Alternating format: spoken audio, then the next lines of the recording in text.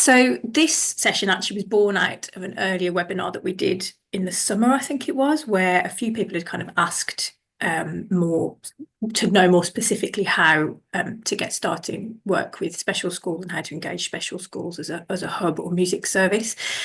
So I thought it might be useful to talk briefly about how we got started in Birmingham at Services for Education. I'm going to be looking really at sort of my experience in doing that. And a key thing for me is always sort of how you approach schools. And this may sound obvious, but to really do that in a cooperative way and kind of seeing us as music services as a supporting role, seeing what schools need and what we can offer. And also I would say always seeing this work as joint CPD, because when we work with special schools, we work with professionals who know the children better than anybody else. And well, apart from parents and carers, obviously, who we can also include in what we do, but who also, they kind of work day in, day out with these young people. So we're sort of the music specialists, if you like, but they're the sort of specialists in working with those young people. Keep in mind also, and again, this might sound obvious, but that all schools are different, but all special schools particularly are different. And staff within those schools are different, and senior leadership within those schools are different. And also music provision will be really different within those different schools as well. I did a needs analysis, which I'm going to be talking about shortly, but it was very clear that music provision was very variable across all the schools in Birmingham. And Adam and colleagues have done 2 promise reports which looked at music provision in special schools nationally, and a similar case there where there were lots of differing music provision across different schools.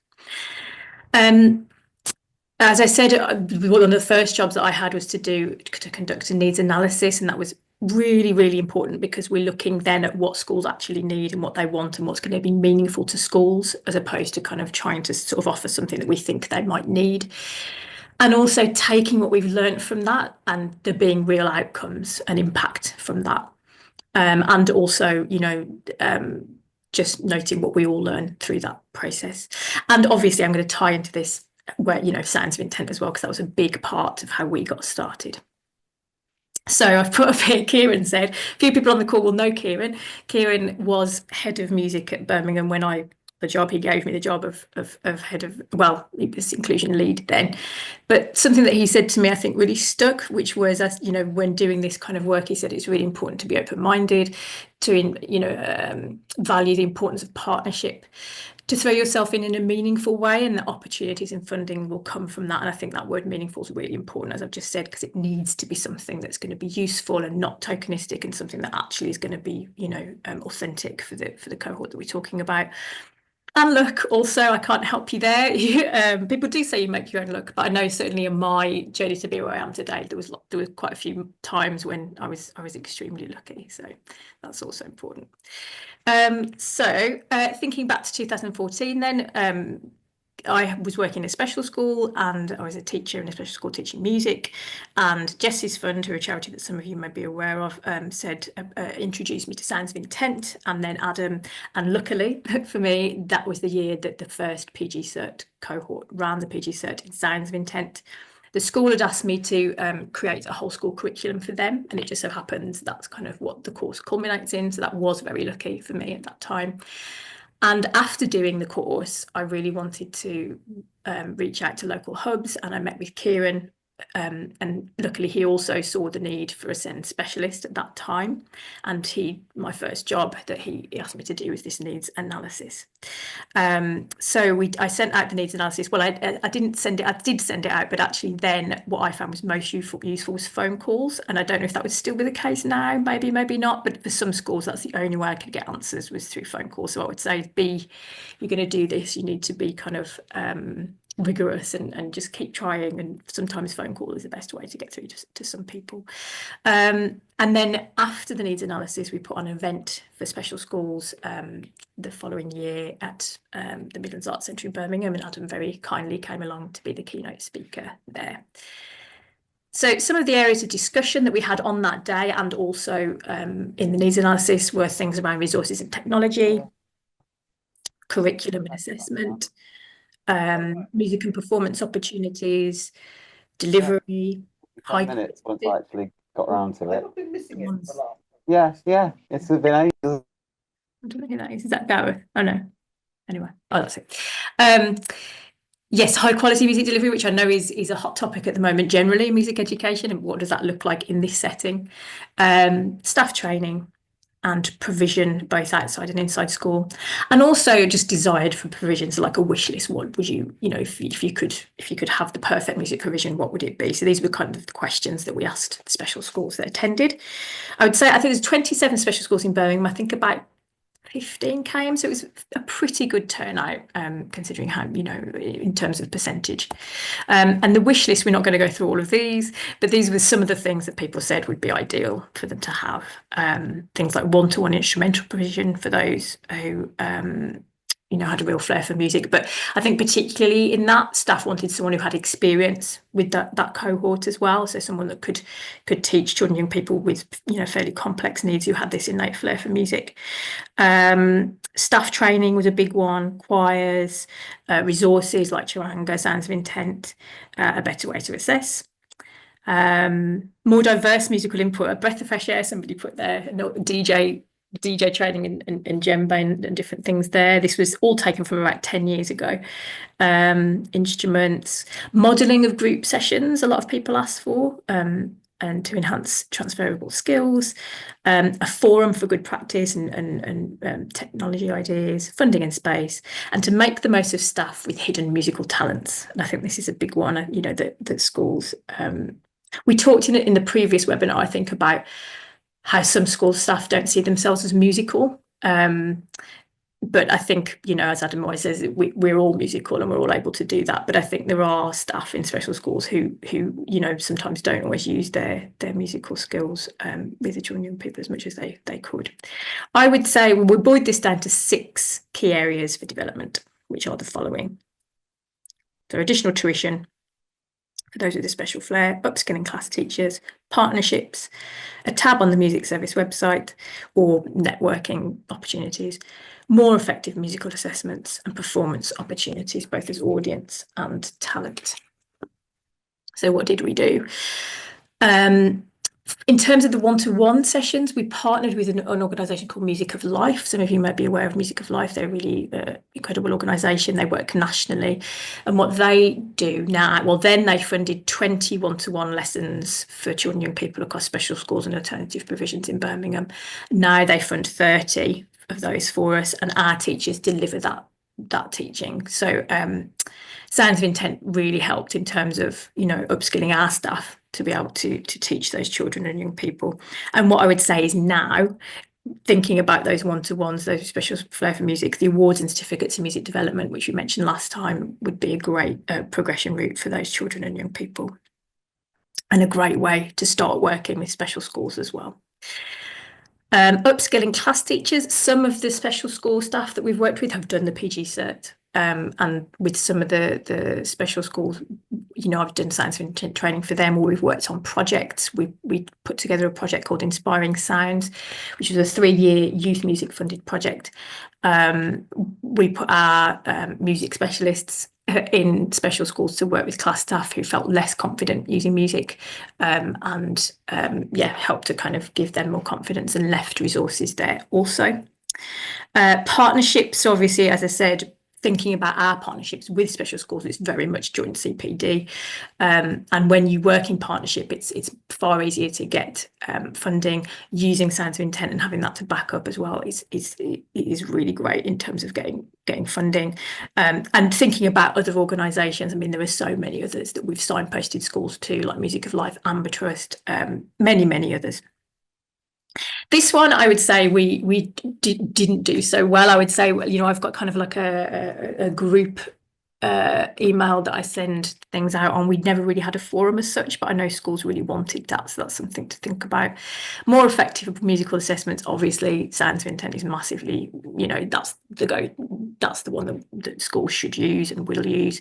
And now we have the awards and certificates. Again, that's just another, something on top of not only the assessment, but having a certificate at the end of that is massively important. And I would say with performance opportunities, make sure that all of the things that we offer are made as accessible and inclusive as possible. So existing opportunities are made more inclusive, but also offering something that's specifically for a cohort for that still cannot access those other things is really important. So we launched Summer Sounds, which is our cluster concert for special schools back in probably 2016. So we've been running Summer Sounds now for 10 years, and that's a concert specifically for those in special schools or alternative provisions. So I'm just aware of time. I'm not going to go into too much detail about all of this now. Just other things that we do now based on the things that we started with. Working with specialists in the field, I think, is so important when working with special schools, providing training opportunities, which I've mentioned. Catering for all children and young people, that's obviously including those in mainstream as well. Something we have done new this year is look at our data return for Arts Council and include a tab for signs of intent on there, so we can make sure that we are capturing all of the data accurately. Signposting to other organisations I've mentioned, subsidised lessons, concerts, audience performance opportunities and progression routes, again, I've mentioned. Something we did want to mention in this session, though, was Together for Music, which is a national music, inclusive music festival, which is done through Trinity with Sounds of Intent, and it's in Birmingham this year. So if anyone fancies it, do come along. There's still lots of tickets left, I think, for audience members and for schools to visit. It's on the 14th of March, on a Friday, I think that is, and it's at Symphony Hall in Birmingham. So just a little plug there if anyone's interested. As a service, there are other things that we offer that are inclusive, as I've mentioned before. And obviously, in terms of progression routes, again, I go back to the awards and certificates because that's such a significant step forward for special schools. I'm not going to show all this because I think I'd rather you get on to hearing from Mike. But just a very quick note, final note really on Sounds of Intent. I would say Sounds of Intent is absolutely a mark of quality. I don't think I'd have got the job at Music Service if I hadn't done the PG Cert in Sounds of Intent. It's also Ofsted approved, very well researched. As Adam said, it's been sort of around for 25 years, but it took over 5 years for the first viable model to be used, and it continues to be informed. It was fully inclusive from the outset, and I think that's massively important for special schools because it has children and young people, particularly those with complex barriers to learning, at its heart. So it's one of the very few, if possibly the only one, that's musical developmental framework that's designed specifically for the cohort that go to special schools. So as I said, special schools really see the value in this. It's a great tool for reflection for staff who consider themselves musical and for those who don't consider themselves musical. And I've always said that's kind of one of the key values to Sounds of Intent, is that it's a great point. It's a great way to discuss musical engagement and what that looks like, and musical progression and what that looks like for this cohort. It informs joint CPD. It's an assessment tool. It can be used for planning, delivery, recognising musical engagement at different levels. As I said, in terms of partnership, it helps to get projects funded. And some sort of things for the future. Adam, I don't know if am I allowed to talk about the Centres of Excellence? Yeah, so a new thing that's in the pipeline is that we're going to have hubs and schools that can be nominated as Sounds of Intent Centres of Excellence. So those that use Sounds of Intent and help encourage and support other people to use Sounds of Intent as well. Again, that might be a really nice way to start a relationship with a special school if you wanted to, do that together. Other resources that we can, use with special schools are Count Me In, which we've probably mentioned before, which is a resource that was used specifically with those who maybe see themselves as non-musicians in mind. It's a great resource that can be left in schools, special schools, to be used. Sounds Right is a new resource that's coming out soon, which is kind of a bigger version of Count Me In. And there are lots of other resources that you can access that are kind of underpinned by Sounds of Intent that are great for special schools to use as well. And finally, but certainly not least, are the awards and certificates in musical development. And I think this is such an exciting opportunity in so many ways, but particularly in terms of starting out that relationship with special schools. So I've kind of gone to all of this now, but what I would say as a service, first steps, get someone to do the PG Cert in Sounds of Intent, or at least to do the online Sounds of Intent course, which is free. It's the Awards and Certificates Trinity course that's on the website, and it doesn't take too long, and it's free, as I said. So in that case, as a service, you're going in with somebody who, is informed regarding music and those with complex barriers to learning, and has that kind of certification. Reach out to schools with any, whichever is the most effective means. Don't be afraid of phone calls, though, I would say. I've already mentioned about, special school being really different from each other. Do your needs analysis, follow up the needs analysis and with schools, and try and set up some kind of regular network event. A great way as well to get in touch with schools and to present your offer is to go to head teacher meetings to different consortiums or MATs, because then you get to meet obviously head teachers from lots of different schools all at once. That's a really good way to reach out.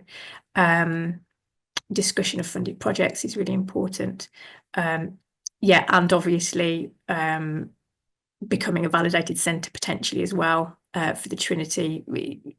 It gives you a great advantage, because then, as I said, you can build those relationships with schools and they can do their exams through you. So I think that's enough from me.